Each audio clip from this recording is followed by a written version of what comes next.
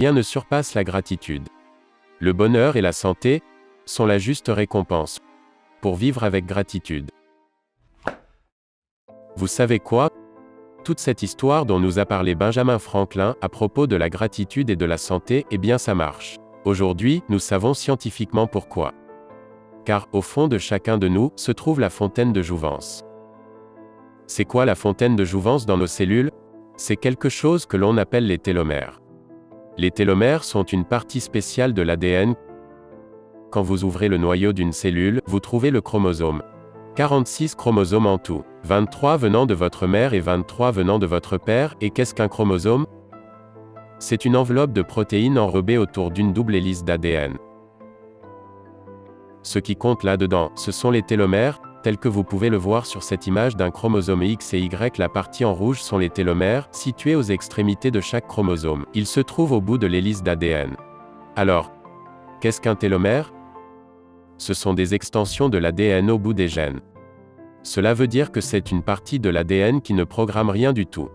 C'est juste un morceau d'ADN supplémentaire, mais pourquoi avoir un morceau supplémentaire d'ADN à l'extrémité? Et la réponse est simple. Si vous comprenez comment l'ADN se duplique, premièrement, il y a une enzyme qui intervient lors de la duplication de l'ADN. Cette enzyme est appelée l'hélicase. Rappelez-vous, l'ADN est l'hélice, et pour l'hélicase, case signifie enzyme. C'est un enzyme qui brise l'hélice, et alors que l'hélicase se déplace dans l'ADN, il divise l'ADN en deux brins séparés. Donc, tel qu'illustré sur cette image. Nous nous concentrerons sur un seul des brins d'ADN. Vous pouvez voir où se trouvent toutes les petits traits rouges dans l'ADN, c'est là que se situent tous les programmes génétiques. Mais aux extrémités de l'ADN, les traits sont différents, c'est là où se situent les télomères. Alors pourquoi devrions-nous avoir des télomères? À l'extrémité du brin d'ADN, tout au bout, se trouvent des extensions d'ADN. Mais ces extensions ne programment pas les gènes. Ce sont juste des morceaux d'ADN en plus. Donc, tel que vous pouvez le voir sur cette image, la partie rouge de l'ADN est celle qui programme les gènes. Et tout au bout, la partie verte est une extension supplémentaire appelée télomère. Pourquoi avons-nous des télomères? Pour une raison capitale. Car quand l'enzyme appelée polymérase intervient et copie l'ADN, il se déplace comme un train qui roule sur le brin d'ADN qui est sa voie ferrée.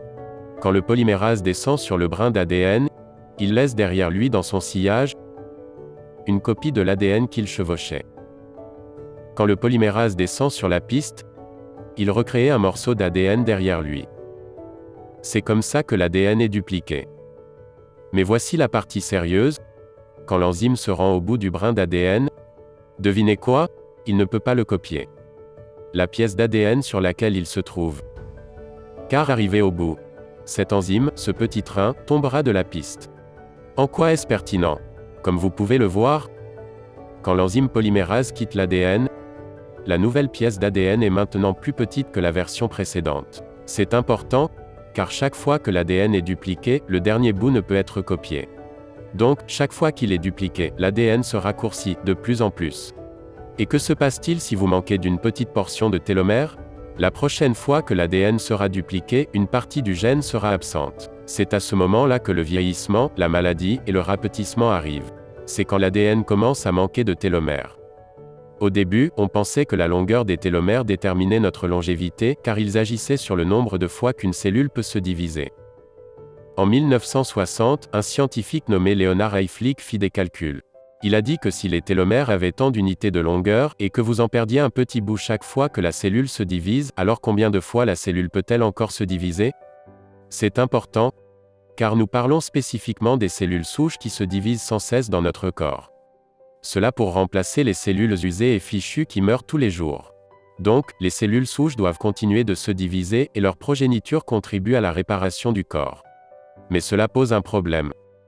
Combien de temps peuvent vivre vos cellules souches? Quand la cellule souche s'épuise, nous commençons alors à vite vieillir. Le vieillissement et la maladie en sont les caractéristiques. Donc, Leonard Hayflick fit un calcul. Il se dit, si vous comptez le nombre de divisions cellulaires possibles et le transposez en durée de vie d'un individu, devinez quoi? Un individu pourrait alors vivre 120 ans. C'est plutôt pas mal. C'est à peu près la durée de vie actuelle possible. On a donc cru que notre vie était déterminée par la longueur des télomères. Mais quelque chose de génial arriva. Une scientifique nommée Elizabeth Blackburn fit une découverte. Elle vit que l'extrémité des brins d'ADN, là où se situent les télomères, contiennent une autre enzyme appelée télomérase. La télomérase est une enzyme qui rallonge les télomères. Donc, quand l'enzyme fonctionne, le télomère peut s'allonger encore et encore. Mais que seraient les conséquences d'un allongement des télomères? Vous pourriez alors diviser les cellules encore et encore et encore. Tout cela sans manquer de télomères. Qu'est-ce qui permet d'activer la télomérase? Et qu'est-ce qui l'empêche de s'activer? Tout d'abord, passons en revue les choses qui empêchent cette enzyme de fonctionner. Ce sont des choses qui feront que vous vieillissez prématurément et commencerez à exprimer toutes les caractéristiques de la maladie associée au vieillissement. Premièrement, une mauvaise nutrition. Une mauvaise nutrition fera que l'enzyme arrête de fonctionner et le vieillissement se produira plus vite. Deuxièmement, des abus dans l'enfance, des violences domestiques ou des troubles de stress post-traumatique. Mais qu'est-ce qui influence l'enzyme? Pensez-y. Quand les gens sont maltraités ou vivent dans un monde de violence, ont-ils vraiment envie de vivre? Il y a un facteur psychologique sous-jacent qui entre en jeu. Je ne veux plus vivre, la violence, le stress, je ne veux plus connaître cela. C'est une croyance inconsciente, mais cette croyance va stopper le fonctionnement des enzymes télomérases. Et vous mourrez plus tôt en accord avec le souhait de cette croyance. Il y a également deux autres facteurs importants qui inhiberont l'enzyme. Le premier, c'est l'absence d'amour ou ne pas avoir d'amour pour soi-même. L'importance de cela, c'est que sans amour, la vie est vécue comme une isolation. Et l'isolation n'encourage pas vraiment quelqu'un à vivre plus longtemps. Donc, quand vous perdez l'amour, ou que vous n'avez aucun amour propre, cela raccourcit votre espérance de vie. Et un autre facteur qui influence l'enzyme encore plus, c'est de n'avoir aucun but dans la vie. Pensez-y. Vous vous levez le matin, vous n'avez rien à faire, nulle part où aller. Résultat, je n'ai aucune raison de vivre. Ce qui est intéressant, c'est que dans la croyance, la biologie de la croyance, se trouve le facteur qui peut désactiver l'enzyme. Et c'est pourquoi, par exemple, tellement de gens, après la retraite, ont une durée de vie aussi courte. Pourquoi? Ils ont perdu leur fonction, ils ont perdu leur but dans la vie. Et la réponse du système nerveux face à cela, c'est de ne plus rien faire. Par conséquent, inconsciemment, cette personne va désactiver l'enzyme et avoir une vie bien plus courte. Et les choses positives qui vont améliorer votre vie, vous apportant une existence plus saine et plus longue, sont celles qui vont activer l'enzyme. Une bonne nutrition et de l'exercice physique améliorent notre santé. Cela va activer l'enzyme car cela veut dire qu'on essaie de rester en bonne santé et vivant. La joie et la gratitude sont le plus important. La joie et la gratitude signifient que vous aimez tellement votre vie que vous en voulez plus. Donc, inconsciemment, vous activerez l'enzyme et améliorerez votre vie.